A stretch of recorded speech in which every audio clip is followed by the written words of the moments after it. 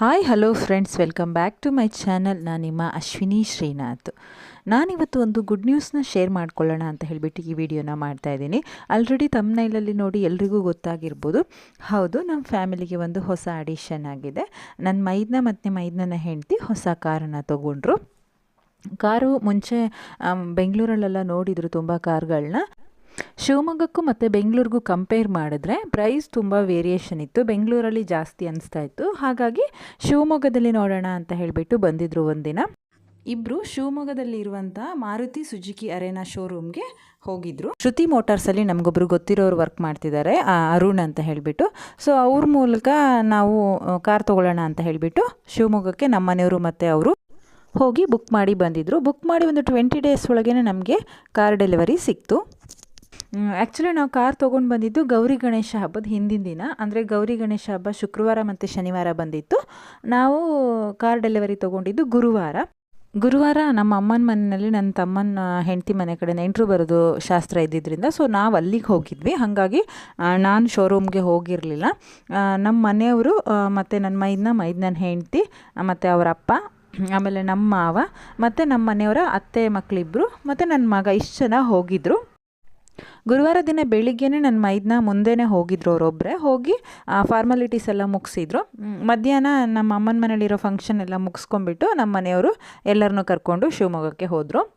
So ಅಲ್ಲಿ ಎಲ್ಲ ಫಾರ್ಮಾಲಿಟೀಸ್ನ ಮುಗಿಸಿ ನಮಗೆ ಗಾಡಿ ತೊಗೊಂಡು ನಾವು ಮನೆಗೆ ಬರ್ತಾ ಒಂದು 8 ಗಂಟೆ ಆಗಿತ್ತು. ಗುರುವಾರ 8 ಗಂಟೆಗೇನೋ ಮನೆಗೆ ಬಂದರು.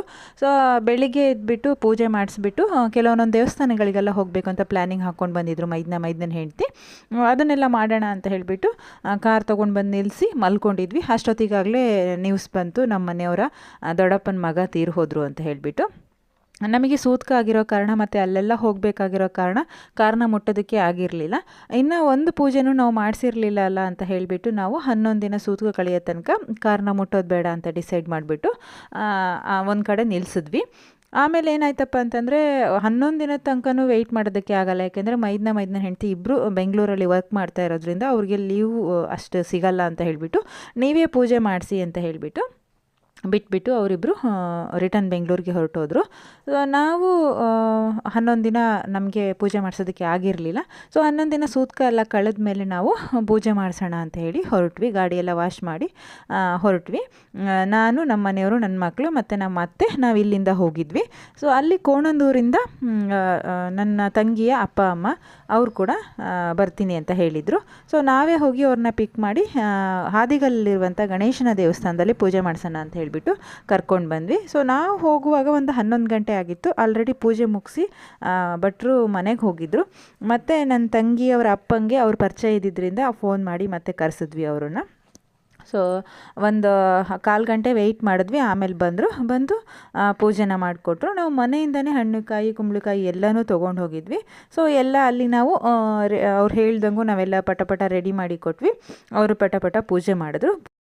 ಏನೇ ಒಂದು ಒಳ್ಳೆಯ ಕಾರ್ಯವನ್ನು ನಾವು ಸ್ಟಾರ್ಟ್ ಮಾಡಬೇಕಾದ್ರೂ ಮೊದಲು ನಾವು ಗಣೇಶನ ಪೂಜೆಯನ್ನು ಮಾಡಿಸ್ತೀವಿ. ಸೊ ಹಾಗೆಯೇ ನಾವು ಕೂಡ ನಮ್ಮ ಹೊಸ ಕಾರಲ್ಲಿ ಎಲ್ಲೂ ಜರ್ನಿಯನ್ನು ಮಾಡದೇನೆ ಫಸ್ಟ್ ಪೂಜೆ ನಾವು ಅಲ್ಲೇ ಮಾಡಿಸಿದ್ವಿ. ಅಲ್ಲೇ ಪೂಜೆ ಗಣೇಶನ ದೇವಸ್ಥಾನದಲ್ಲೇ ಮಾಡಿಸಿದ್ದು ನಮಗೆ ಮನಸ್ಸಿಗೆ ಒಂಥರ ನೆಮ್ಮದಿ ಅಂತ ಹೇಳಿ ಅನ್ನಿಸ್ತು. ಸೊ ತುಂಬ ಚೆನ್ನಾಗಿ ಪೂಜೆ ಮಾಡಿ ಕೊಟ್ಟರು. ಸ್ವಲ್ಪ ಗಡಿಬಿಡಿ ಮಾಡಿದ್ರು ಅವ್ರು ಕೂಡ. ಅಂದರೆ ನಾವು ಲೇಟಾಗಿ ಹೋಗಿದ್ರಿಂದನೋ ಏನೋ ಗೊತ್ತಿಲ್ಲ, ಸ್ವಲ್ಪ ಗಡಿಬಿಡಿ ಮಾಡಿದ್ರು ಕೂಡ ನೀಟಾಗಿ ನಮಗೆ ಪೂಜೆಯನ್ನು ಮಾಡಿಕೊಟ್ರು. ನಾವು ಆಮೇಲೆ ಸ್ವೀಟ್ ತೊಗೊಂಡು ಹೋಗಿದ್ವಿ. ಸೊ ನಾವು ದೇವಸ್ಥಾನದ ಬಾಗಿಲು ಓಪನ್ ಮಾಡಿಸಿದ್ಮೇಲೆ ತುಂಬ ಭಕ್ತಾದಿಗಳು ಬಂದಿದ್ದರು. ಸೊ ಅವರೆಲ್ಲರೂ ಕೂಡ ಪೂಜೆ ಮಾಡಿಸಿದ್ರು. ನಾವು ಸ್ವೀಟ್ ತೊಗೊಂಡು ಹೋಗಿದ್ದನ್ನ ಅಲ್ಲಿ ಬಂದಿರೋಂಥ ಎಲ್ರಿಗೂ ಹಂಚಿದ್ವಿ.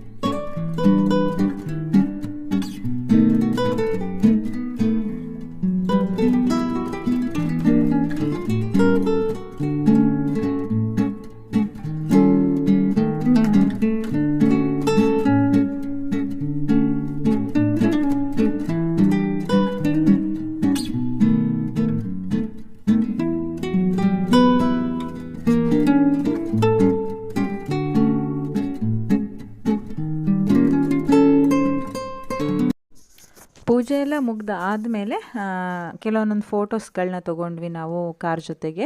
ತುಂಬ ಅಂದರೆ ತುಂಬ ಬಿಸಿಲು ಇದ್ದಿದ್ದ ಕಾರಣ ನಮ್ಗೆ ಅಷ್ಟು ನೀಟಾಗಿ ಫೋಟೋ ತೊಗೊಳಕ್ಕಾಗಲಿಲ್ಲ. ತೆಗೆದಿರೋ ಫೋಟೋಗಳು ಅಷ್ಟು ನೀಟಾಗಿ ಬಂದಿಲ್ಲ, ಯಾಕಂದರೆ ನಾವು ಬಿಸಿಲಿಗೆ ಆಪೋಸಿಟಾಗಿ ನಿಂತಿದ್ವಿ.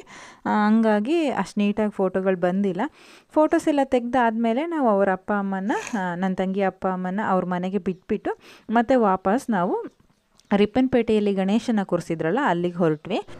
ಯಾರೆಲ್ಲ ಈ ವಿಡಿಯೋನ ನೋಡ್ತಾ ಇದ್ದೀರೋ, ದೊಡ್ಡವರೆಲ್ಲ ನೋಡ್ತಾ ಇದ್ದರೆ ಆಶೀರ್ವಾದ ಮಾಡಿ, ಚಿಕ್ಕವರೆಲ್ಲ ವಿಶ್ ಮಾಡಿ.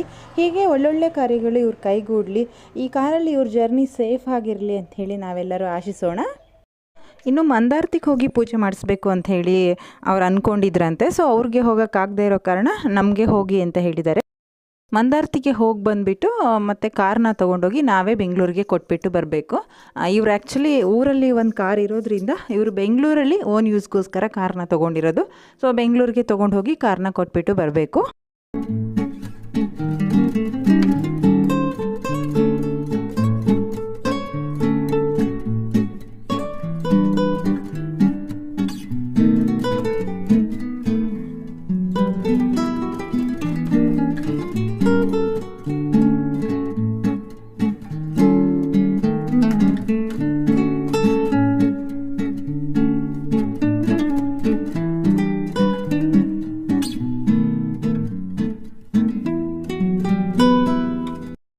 ಕಾರ್ ಪೂಜೆನ ಗಣೇಶನ ದೇವಸ್ಥಾನದಲ್ಲೇ ಮಾಡಿಸಿದ್ವಿ ಅಲ್ಲ, ಮತ್ತೆ ಯಾಕೆ ಗಣೇಶನ ನೋಡೋಕೆ ಹೋಗ್ತಾ ಇದ್ದೀವಿ ಅಂತ ಅಂದ್ಕೊಳ್ತಾ ಇದ್ದೀರಾ.